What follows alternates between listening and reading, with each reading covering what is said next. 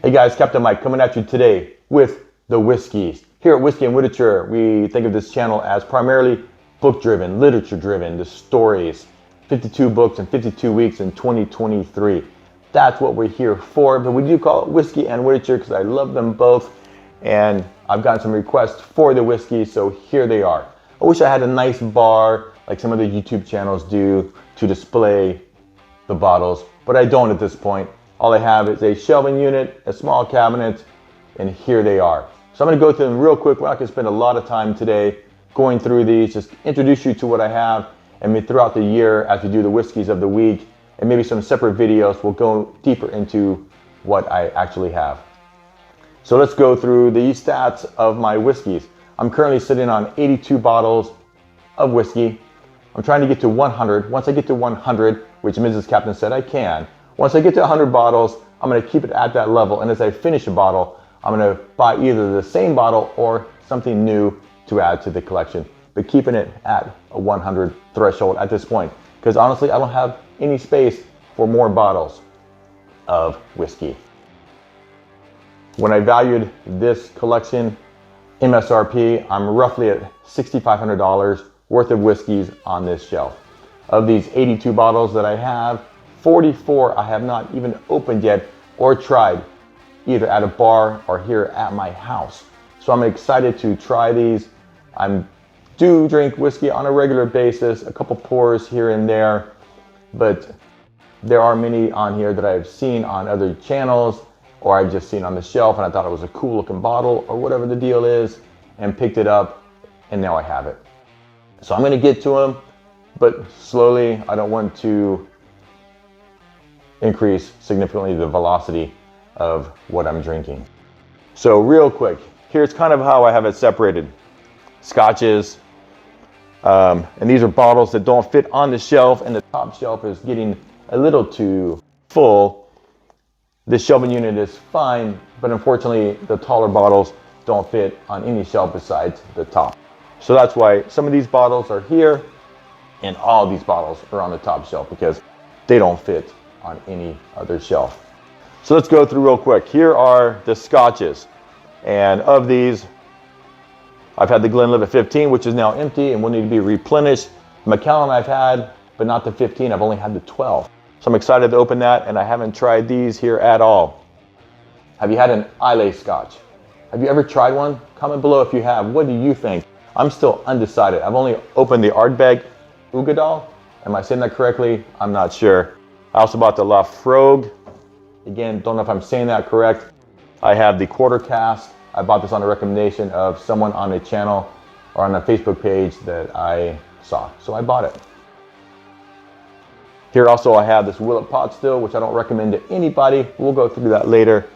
Jameson Irish whiskey doesn't fit on the shelf. Here's my Jack Daniel's number 27 Maplewood finish. I just picked it up, haven't opened it. In the back is the Boss Hog, which is the boss of my collection at this time. It's my contract bottle. I'll explain that later if I do a video on the Boss Hog or on the WhistlePig in general. I'll go through why I have the Boss Hog and when I'm going to open it. Top shelf here I have 8 bottles of Redwood Empire. They seem fantastic on reviews. I've only opened one of them so far. 2 Eagle Rares and 2 Penelopes.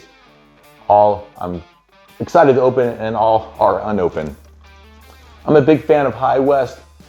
One of the first whiskeys that I tried, the Double Rye is the go-to whiskey.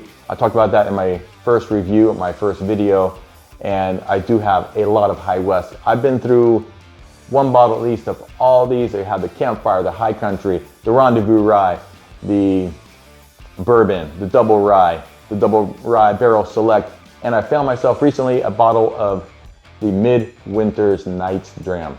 Sorry, the Midwinter Night's Dram. I was looking for that for a long time, finally found one. I'm not going to tell you how much I paid for it because Mrs. Captain doesn't need to know. Hiding behind the High West here, I have a Sazerac Rye, the 1.75 liter bottle. I bought in a bundle. I was trying to find some Blantons, and my local liquor store had a bundle with Sazerac Rye, Bourbon Cream, the Blantons, and one other bottle, I can't even remember. And I paid a little too much for that, but I wanted the bottle of Blantons, which is right here. And also, I've not opened that yet. I have had a shot of Blanton's in Nashville last year, but I have not opened my bottle yet. I have some more WhistlePigs here. I have the 6-year rye, the 10-year rye, and I just bought a bottle of the 18-year rye. And I've opened the 6-year, haven't tasted any of the rest. Next to that, I have 3 of the Maker's Mark's private selection, different flavors of the whiskeys. Haven't opened any of them. I'm excited to get into them and into those bottles. Blanton's and Russell's Reserve next to it. I have the single barrel rye and the single barrel bourbon. Also, haven't ever tasted it, haven't tried it. Behind that, I have a Horse Soldier, the cask strength. I'm excited to open that one. It's apparently a local distillery started by a fellow who is a veteran, and everyone in the distillery is a veteran, apparently. Don't know, haven't tried it, looking forward to it.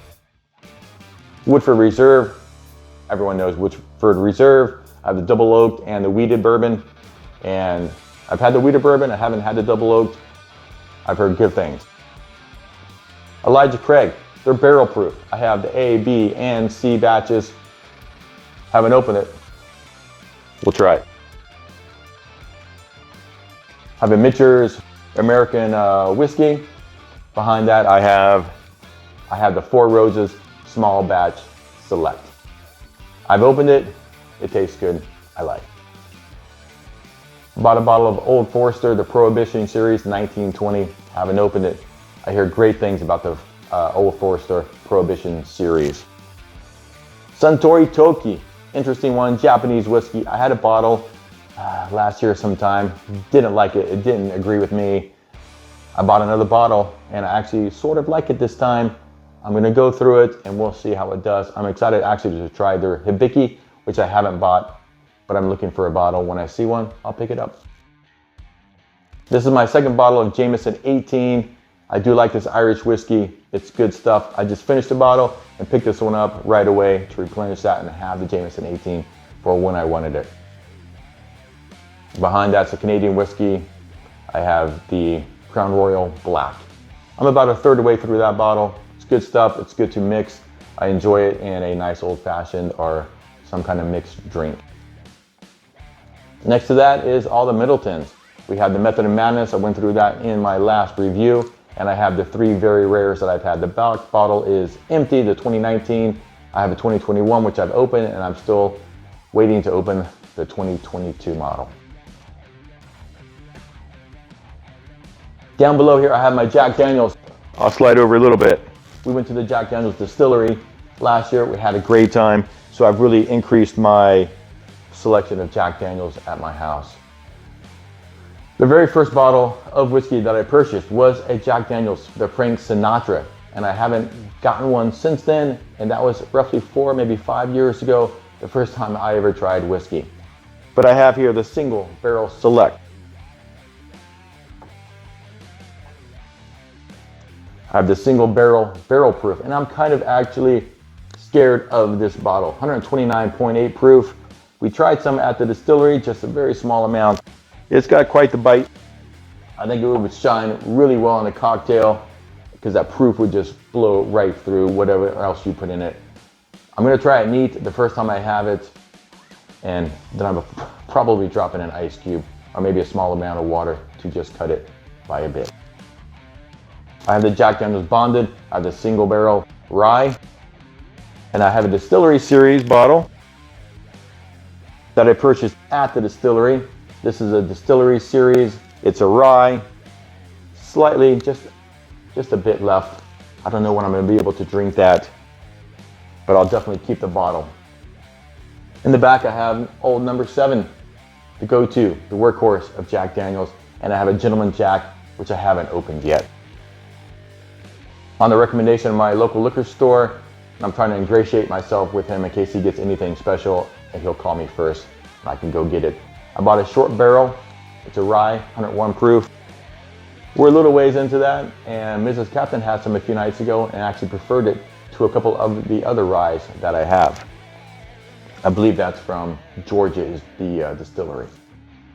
I have the 1792 next to it, the small batch. I'm just gonna give that an okay. Wild turkeys here in the corner. Got the 101 and the rare breed, 2 bottles of the rare breed because you have to have at least 1 bottle of those at your house at all times. So I'm about halfway through the first bottle, so I picked up another bottle. Not that expensive, it's great for 116 proof, only about $49 for the bottle. Down below I have Jim Beam. Everyone needs some Jim Beam at their house.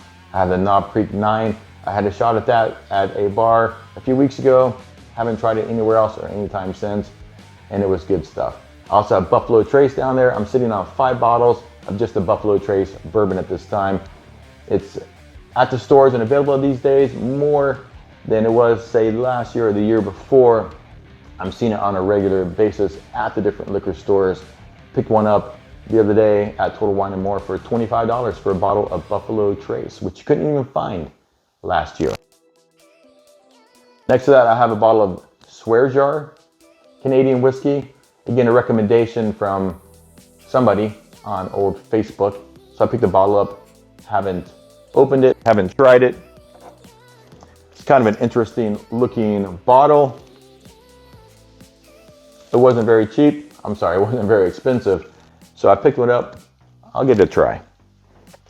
And then in the back bottom corner there, we have the Fireball and we have the American Honey.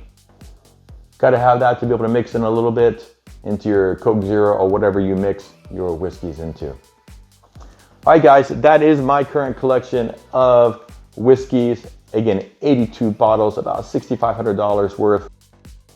I've enjoyed it. It's been a great time. I hope if you drink, you do so responsibly and with your friends and loved ones, and look for future videos. If you would like to see what I think about a specific whiskey, let me know. Comment below and I will do a further in-depth video about that whiskey.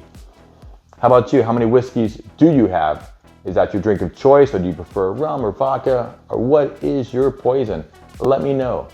For now, my friends, turn those pages and stay thirsty. Captain Mike, out.